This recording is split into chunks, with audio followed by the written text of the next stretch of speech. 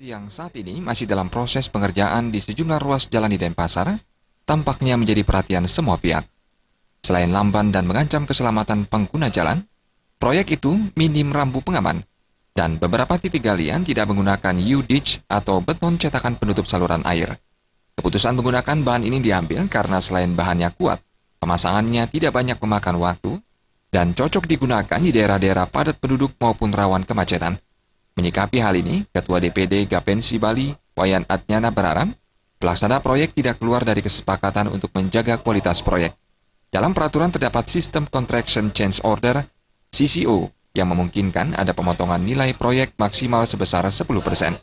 Meskipun demikian, hal ini tidak mengurangi kualitas proyek. Nah itu saya kira secara teknis harus dilihat dulu.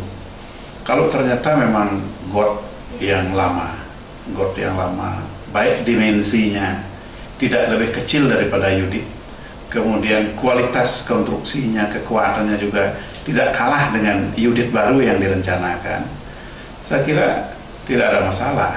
Sepanjang memang itu ada perhitungan tambah kurang. Yang tidak dikerjakan itu berarti ada sisa dana yang bisa nanti dikerjakan di tempat lain. Atau kalau tidak dikerjakan, uang bisa kembali ke kas negara. Itu tidak ada masalah sebetulnya. Sepanjang tadi, jangan sampai mengurangi tujuan. Selain kualitas proyek, hal yang tidak kalah penting diperhatikan adalah ketepatan waktu atau jangka waktu pengerjaan proyek harus tepat. Dengan demikian, hujan tidak lagi menjadi hambatan ataupun alasan tidak selesainya proyek. Terima Aja dan Saputra.